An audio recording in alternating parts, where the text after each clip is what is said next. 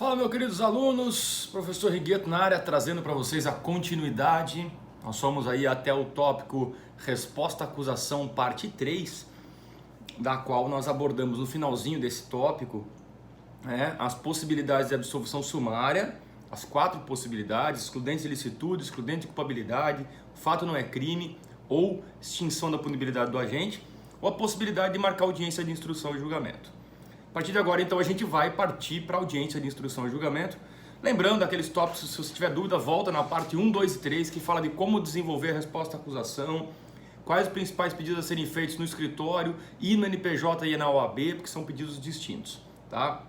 Eu tenho que fazer uma ressalva aqui, né? Estamos aí em meio a um toque de recolher do governo do estado de Santa Catarina, onde nós devemos nos conscientizar, permanecer nas nossas casas, para evitar, obviamente, a disseminação do vírus, do coronavírus, né? E bebendo bastante água, cuidando da higienização. E o nosso objetivo é esse, né? É superar essa fase tranquilamente, né? Em breve a gente vai estar de volta à nossa rotina e aproveitar a tecnologia aí que nos dá esse suporte para não deixar a matéria para trás e a gente poder antecipar o conteúdo e tocar o barco, tá? Vamos lá. Oferecida a denúncia, se o juiz não rejeitá-la liminarmente, ele recebê-la-á e determinará a citação do acusado para a resposta à acusação no prazo de 10 dias. Citado o réu, ele tem 10 dias para oferecer a resposta à acusação, peça obrigatória privativa do advogado. O advogado vem e apresenta a resposta à acusação, com base no artigo 396 e 396-A, devolve para o juiz essa peça e o juiz tem a opção de absolver sumariamente o réu, chamado de julgamento antecipado da lide, ou então de designar a audiência de instrução e julgamento. Perceba que a designação dessa audiência é por um prazo de até 60 dias. Então, na hora que as respostas chegam nas mãos do juiz, ele tem até 60 dias para a designação da audiência de instrução e julgamento. Bom, uma vez designada a audiência de instrução e julgamento, nós vamos ter que fazer agora uma ponte, um parâmetro. Eu quero você com o slide aberto, e quero você com o caderno, caneta na mão e o Código de Processo Penal aberto. Porque olha só, eu vou lá na legislação e vamos dar uma lida no artigo 400 do Código de Processo Penal. Lá diz assim, na audiência de instrução e julgamento, a ser realizada no prazo máximo de 60 dias, proceder-se-á a tomada de declarações do ofendido, a inquirição das testemunhas arroladas pela acusação e pela defesa, novamente, nesta ordem, destaco nesta ordem que tem pegadinha, já vou explicar, ressalvar o disposto no artigo 222 desse código, bem como os esclarecimentos dos peritos, as acariações, ao reconhecimento de pessoas e coisas, interrogando-se em seguida o acusado. Pessoal, por que eu estou falando isso? Está dizendo a ordem da audiência, certo? Mas cronologicamente falando, o legislador, para chegar no 400, passou pelo artigo 399. E dá uma lida no 399, junto comigo aqui, e eu vou fazer uma ponte com vocês aqui para a gente poder se adaptar e ver a loucura do legislador. O 399 diz assim, recebida a denúncia ou a queixa, o juiz designará dia e hora para a audiência, ordenando a intimação do acusado, de seu defensor, do Ministério Público, se for o caso do querelante e do assistente. Parágrafo 1º. O acusado preso será requisitado para comparecer ao interrogatório, devendo o poder público providenciar sua apresentação. Parágrafo 2º.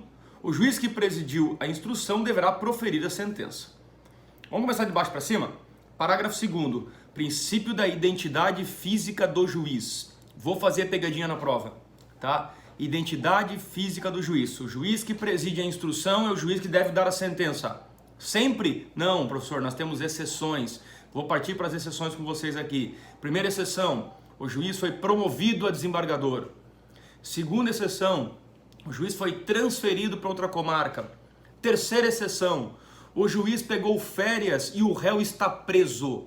Nessas 3 hipóteses, desembargador, juiz de outra comarca ou pegou férias e o réu está preso, outro juiz tomará o lugar e poderá proferir a sentença. Perfeito? Só nessas 3 hipóteses. Fora disso, o juiz que instruiu tem que ser o juiz que vai sentenciar. Isso vem em 2008, lá do Código de Processo Civil para o Código de Processo Penal. Parágrafo 1º. O acusado será requisitado a comparecer ao interrogatório, devendo o poder público providenciar sua apresentação. É assim que funciona. É direito do réu acompanhar todos os atos do processo. Se eu estou preso no sistema prisional, automaticamente, né, em qualquer estado, eu tenho que ser requisitado e ser levado à audiência. Eu tenho o direito de ouvir o que as testemunhas de acusação dizem, o que as testemunhas de defesa dizem. Eu tenho esse direito. Então, parágrafo 2º. Agora, o caput do 399 tem uma falha gigantesca. Pega o slide agora, tá? Abre teu slide, naquele slide anterior ali, ó, vamos puxar aqui. Abre no teu slide número 3, onde está aquele desenho juiz, recebimento, rejeição, recebimento, citação, resposta à acusação, absolvição sumária e audiência, tá? Por quê? Porque eu vou ler o 399 e eu quero que você vá acompanhando no slide. Olha só. Recebida a denúncia ou a queixa. Tá lá em cima do slide 3. Recebida a denúncia ou a queixa. O juiz designará dia e hora para audiência. Peraí. Cadê a citação? Cadê a resposta à acusação? Cadê a possibilidade de absolvição sumária? E então designação de dia. O juiz designará dia e hora para audiência. Ordenando intimação do acusado, defensor, Ministério Público, se for o caso, o querelante ou o assistente. O legislador se equivocou. Ele se equivocou na redação do 399. Porque, vou dar um exemplo que aconteceu prático para vocês poderem entender. Tá? Qual foi o posicionamento, né, no caso? Uma juíza que sempre atuou na vara da família vem assumir uma esfera criminal. Pô, as áreas são distintas, é complicado, a gente entende. Não é uma crítica à juíza, não. Ver que a interpretação que ela fez foi a interpretação seguindo a lei e ela acabou se equivocando.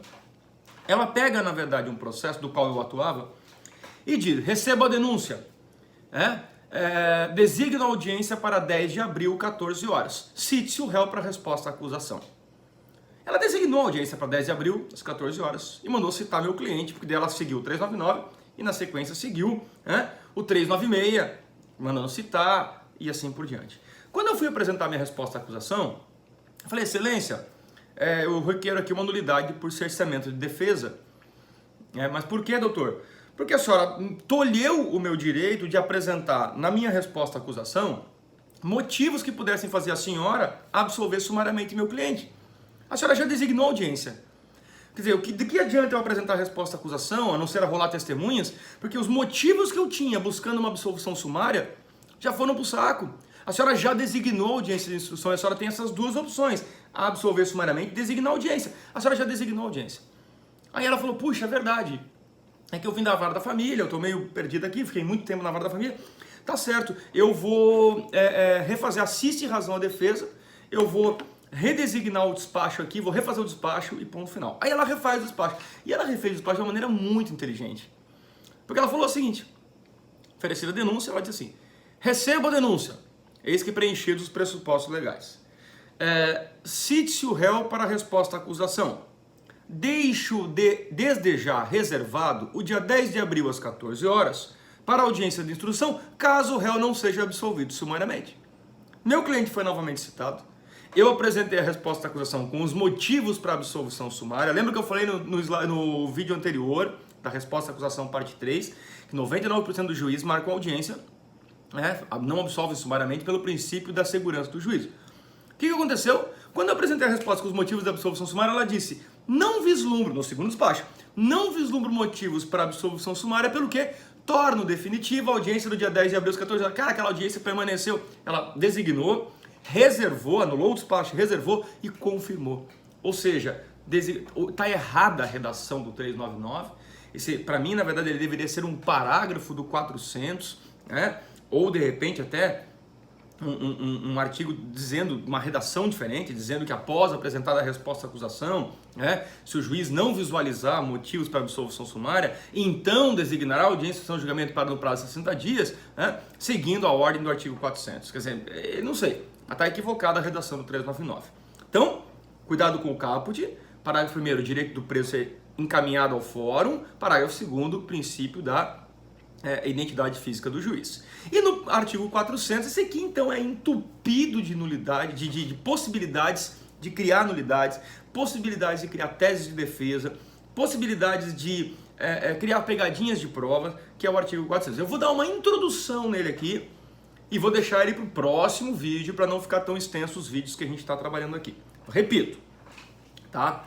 Na audiência de instrução e julgamento, a ser realizado no prazo máximo de 60 dias, proceder-se-á a tomada de declarações do ofendido, a inquirição das testemunhas arroladas pela acusação e pela defesa, vírgula, nesta ordem, ressalvado o disposto no artigo 222, bem como os esclarecimentos dos peritos, as acariações e ao reconhecimento de pessoas e coisas, interrogando em seguida o acusado. Eu vou largar algumas perguntas aqui para o nosso próximo vídeo, para dar tempo de você estudar, tá?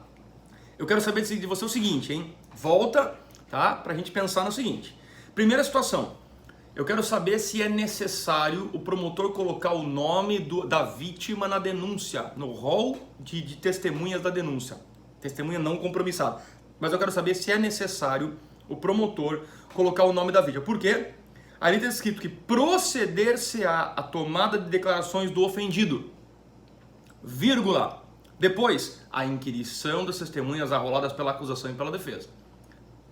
A impressão que dá é que o ofendido vai ser sempre ouvido, depois a acusação e defesa. Eu quero saber de vocês se o promotor tem que colocar, e se ele não colocar na resposta, na denúncia dele, o nome do ofendido, se o juiz pode simplesmente não ouvir. Não vou ouvir. Não vou ouvir. Ponto final, não está arrolado, não vou ouvir. Ou se mesmo que ele não coloque, o juiz tem o direito de ouvir. Primeira pergunta que tem aí para nossa prova, inclusive, eu quero que vocês analisem antes do nosso próximo vídeo. Segundo, depois de ser feita a inquirição das testemunhas arroladas pela acusação e pela defesa, vírgula, nesta ordem. Nesta ordem, eu quero saber se há a possibilidade de eu ouvir primeiro a defesa, depois a acusação, ou de eu ouvir uma de acusação, uma de defesa, uma de acusação, se é possível quebrar esta ordem que está disposto no artigo 400. Segunda pegadinha aí. Terceiro, nós falamos ali, ressalvado, disposto no artigo 222 desse código. Vai olhar o 222 e analisa para mim o que ele quer dizer com isso. O que ele quer dizer que eu vou ouvir acusação e defesa nesta ordem, ressalvado, salvo o que está disposto no artigo 222. Tá? E aí depois, esclarecimento de peritos, acariação, reconhecimento de pessoas e coisas, interrogando-se o réu e ao final. Ponto. Então tem 3 perguntas que eu quero fazer para vocês aqui, que eu deixei para vocês analisarem para o próximo vídeo. Parágrafo 1º. As provas serão produzidas numa só audiência, podendo o juiz indeferir as consideradas irrelevantes, impertinentes ou protelatórias. Vem a 4ª pergunta. Em tese, o ato é uno.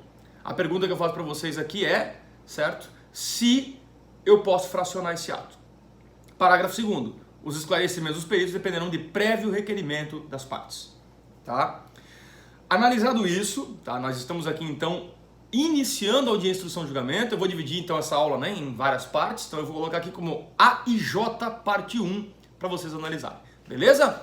Um bom estudo, capricho, não esqueça do trabalho de M1 e conforme for a evolução aí da nossa pandemia, dessa situação todo, do controle todo do governo aí, a gente vai trocando informações. Eu estou pensando seriamente em fazer aí de repente uma live na segunda-feira, eu estou tentando ver se a parte de informática me auxilia, se não der fazer a live via YouTube, faço a live de repente direto do Instagram e convoco todos vocês para a gente poder participar, tirar dúvidas e fazer tudo certinho, beleza? Vamos usar a tecnologia em prol da gente aí, que é top pra caramba.